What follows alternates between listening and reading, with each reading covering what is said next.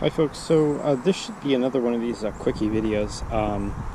It is Thursday, July 26th. You can see the crew is restarting here. That's because I've gotten the next update a week ahead of time.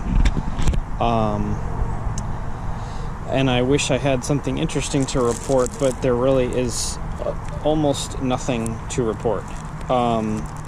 They did send out an email, and there are actually I'm trying to look at my phone at the same time while talking to you, so forgive the distraction. So there are no substantive changes to the software.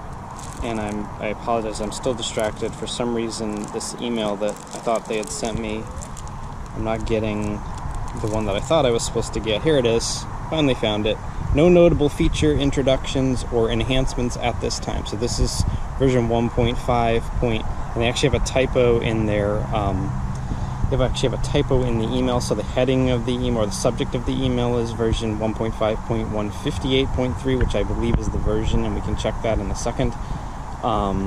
The text of the email actually calls it version 143.3, which is the previous version. So someone basically used the email template and didn't update the version. So I've sent them an email on that because, we're the testing group. I guess we're supposed to point these things out, even something as simple and basic as that. But it would seem like they would want to get that tested before sending the same email out next week to the full user list, because it's otherwise confusing.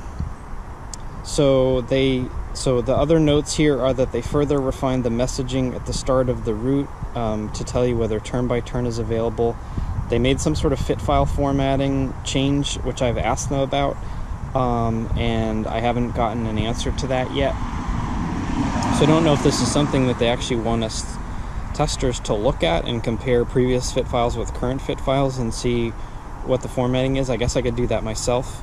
But it's curious that they would sort of provide this information and then provide testers with, what they want us to do. So we're almost done with the reboot here, getting ready to ride. I have a very, very short, easy ride on the training plan today. The last bullet item was that the no GPS signal status bar indication at the top. So that would appear here. Hopefully you can see where my fingers, I'm trying to do this two-handed and hold two devices at once, is no longer being wrongly shown in the launch screen. That's their direct quote. I actually thought that was useful, because if you turned off your crew, although the problem is, and I wish I had shown it, but now they've changed it, so I can't really show it. But the problem was that it would show up sometimes in others. So a lot of times what I will do is I will ride. When I get back from a ride, I will turn Bluetooth and location off, and I will turn Wi-Fi on so I can do my upload. In this case, it's all screwed up because I was just downloading the update, and while I was doing that, I was trying to prepare for the ride, so I had turned on Bluetooth but turned off location. This seems to be taking a particularly long time this time, and I'm running out of things to talk about. So the other thing, I know what the other thing was. So someone on YouTube requested or asked me if I had ever tried the routing with the SIM, and I have not. So I thought that's what we would do today. Again, very short ride. I'm going to go 4 or 5 miles from home, maybe not even that. I'll probably take you over to the beach that I usually go to on short rides. I will turn the SIM on, and we will see, and I'll try to route myself back home and see what happens. I have actually not done this. I'm not planning on doing it now to actually see if it works. I thought we'll do a trial by fire with the current version. So right here it does say build 158.3 here. So the text of, the subject of the email for the testing group was correct, but the body of the email was not. So back on the cross bike, I only have the one sensor on this plus heart rate. So we'll switch over to the cyclocross profile or page set, whatever they call this. And so Bluetooth is on. Well, I know what I'm going to have to do, but we can walk through that, I guess, so you can see me do it. So the problem is going to be that when you do this, it doesn't change the active sensors. So I can start this ride, but I'm not going to get a lot here, so we'll long press this low button. We'll go to sensors. So my ticker is correct, but the stages it's never going to find. Whoops. So that's turned off. The Garmin speed sensor it's might find because it's in the back of my car, which is behind me. But then here's the cadence sensor for the CX bike, which I have properly named. The crank hasn't been spun, so this may not even be awake. But hopefully it will wake up in a second. And we can proceed here. A lot of times what I'll do is drag these around a little bit, so if I have to go back to this page I can see whether they're there or not. The cadence sensor is still not showing. I'm also getting no GPS signal, which is a bit of a bummer because location is on. So I didn't do what I said that I always do at the start of a ride, so I guess we're going to throw this one away. So they still don't quite have this worked out. So what I usually do in here is go to routes, go to add route. If I get a map, which I just did, that usually indicates that I have GPS, so maybe I just wasn't patient enough after a start. We'll do this again, maybe. So there we go, it's going back. So cadence is a bar. I can't remember if that means that that it sees the cadence sensor and I'm just not doing anything, but I guess we'll just take off, and this is already 6.5 minutes long, which is ridiculous for an intro. But that's what we'll do. We'll go down the street and we'll get started.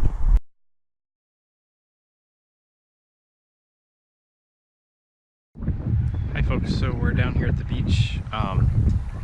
Pretty quiet day down here. Actually, the weather was pretty lousy all day. It's still quite hot and humid, but actually surprised that I have this little overlook here to myself right now. So we'll see how this goes. But you can kind of see the dark clouds off on the horizon there.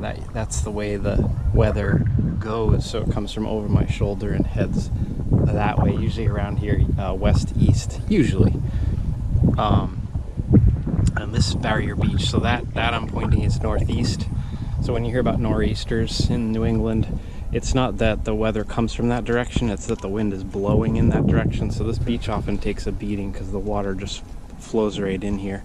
You can kind of see some of it down in the parking lot from the rain today, and I think that stuff way down the end of the parking lot is, well, that might be from rain too. I don't know if that's a tidal issue. That would be a pretty high tide to flood this parking lot, so that might actually just be that might also be rain runoff. Based on the puddles this morning as I left my neighborhood, it wasn't actually raining when I left for work, but there was quite a bit of water, places where water typically collects. So let's look down here. So I've been actually staring at this screen quite a bit today because I'm supposed to be doing a recovery ride, and a funny thing I just read was basically the coach said that if you can drop your 5-year-old during a recovery ride, you're doing it wrong, you're going too hard.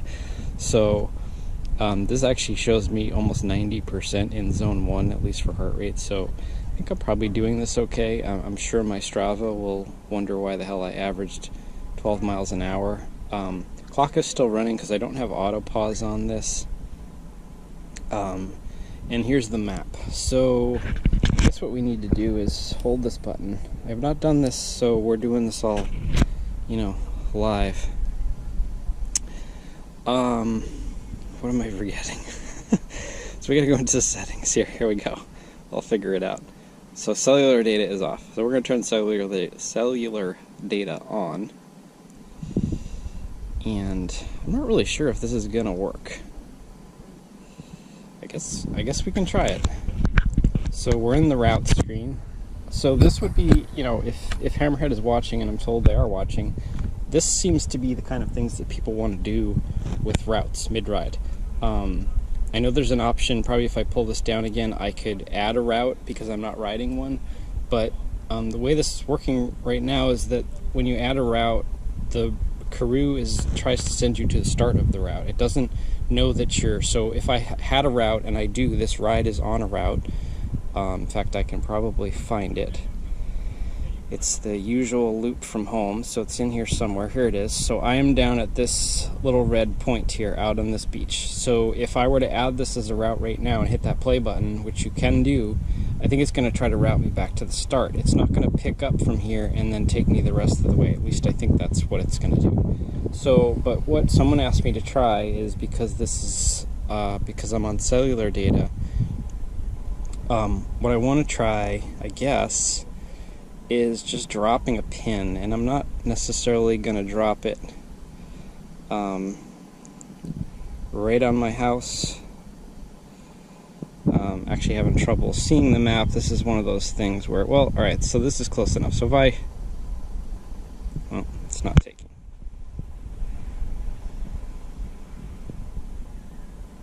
There we go. Took a while, took several clicks to get that to actually work. So if I drop a pin right there, what's going to happen? Hopefully this is not using my whole 200 megabytes for the month of my FreedomPop account.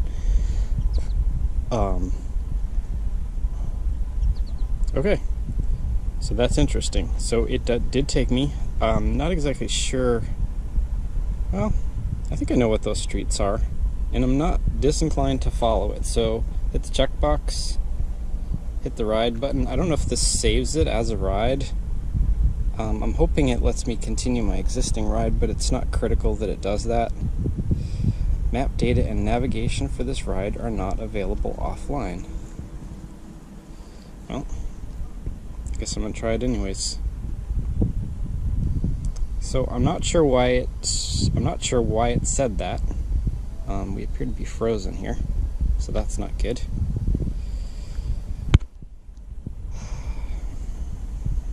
You may have heard the heavy sigh. I'm not sure. Oh, wait. Oh, oh. Timer is still running. It does still have my distance. It did seem like it was really messed up there for a second, but it does appear to have recovered. What I was trying to do here is unlock this. I guess I could have double clicked on it. You can double tap to zoom out, in case you haven't done this before. I think I've showed this before, and single tap to zoom in.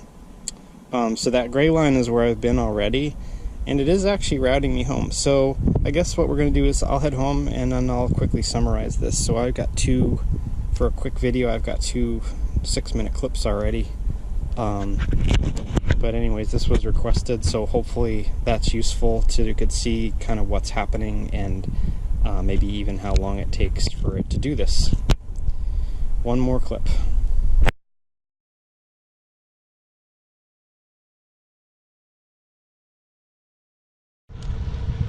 Hi folks, so just to show that, well, let's hope this works. I did get, yeah, there it goes. So just to show that this is working, here I am riding.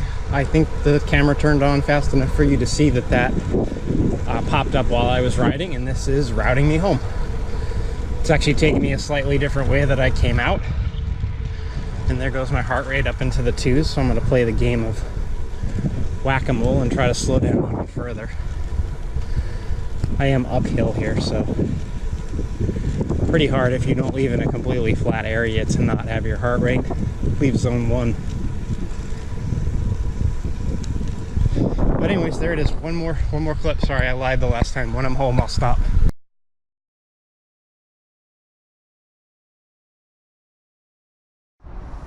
Hi folks, so last little clip here in the driveway.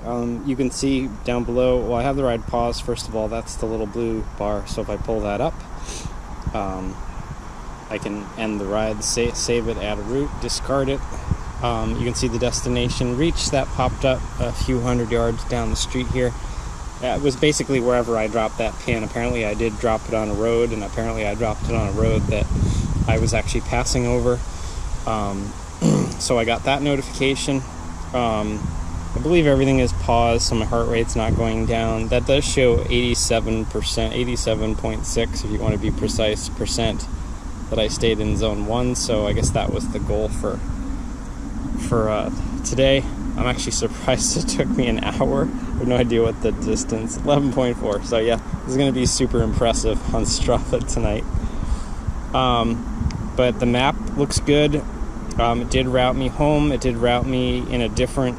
I don't want this unlock. Oh, it did unlock. It's just that the icon's not very big. Whoops, too much. So it did route me home a slightly different way. The directions were good. I guess I can save this and use a few more megabytes to show you that it will upload over. So Wi-Fi, you can see, is turned off. I am on, what does that say? Can't read it in my own. It does say 3G. Someone asked about 4G.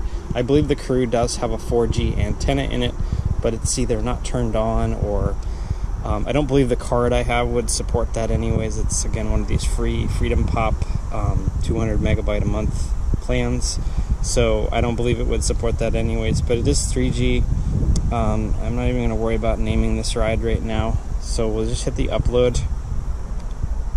Interesting that it goes back to here, which is the app I was in when I essentially added the route. But this is a real, I guess what I want to say, you know, to make this video even longer, and assuming that Hammerhead is watching, is I think this is the functionality. Let's just pause for a second. So the Strava did upload to Strava, so you can see that that works over cellular. But I think this is the kind of functionality that people actually want. I know that there's been some discussion about you know, discarding a route midstream or changing the route midstream. I'll give an example. So obviously I did not need this. These are my roads. But let's say I was on vacation here. I got halfway through a ride. Or on vacation anywhere. It doesn't matter. I was on vacation. I was out for a ride. I thought I had 2 hours. My wife calls me in the middle of the ride and says, hey, we got a reservation at this great restaurant, but you need to be home in 20 minutes. Or as soon as you can, so we can make the reservation. So that would be a situation where I would want to cancel the route I was on, if I was trying to follow a route. And then, assuming that I knew the approximate location of where I was getting back to, I would want to go into that menu and add a waypoint and have it route me back to that waypoint. I wouldn't have another route, let's say, that would take me from the point I was at to the point I wanted to be at. There wouldn't be a route already in the device. So I think this is the kind of functionality people want. Let's say I planned a 50-mile route for the day and I got 20 miles in and suddenly realized I'm feeling terrible. I need to get home. I want to get home. Again, you want to be able to stop the route without stopping the ride. You want to be able to put a waypoint in. Ideally, there would be a route me home function, but that's, I think, further on the roadmap. But you would want to be able to drop a pin on the map, assuming you had internet service of some sort, whether it's at a coffee shop or a library or someone's Wi-Fi that you're borrowing in their front yard. But however you acquire the Wi-Fi signal, you want to be able to route yourself back to a point. Having all kinds of routes is not a useful function, but being able to route on the fly to a spot like I just did, that's useful. And preferably without stopping your ride. You know, I don't want to have to stitch two fit files together when I get home. I just want to say, well, crap, I had to stop a ride. I'm going to go home. There I am. Anyway, this is super long, so I guess we're not going to be able to call this one a quickie. But I will head inside and stitch this together. And if you have more questions, I guess, about, you know, how the device works, you know, on a phone network instead of on Wi-Fi, let me know. I think I've probably covered most of it. But you can see, I think I already showed that the ride did upload to Strava. And I guess that's it. Thanks for watching.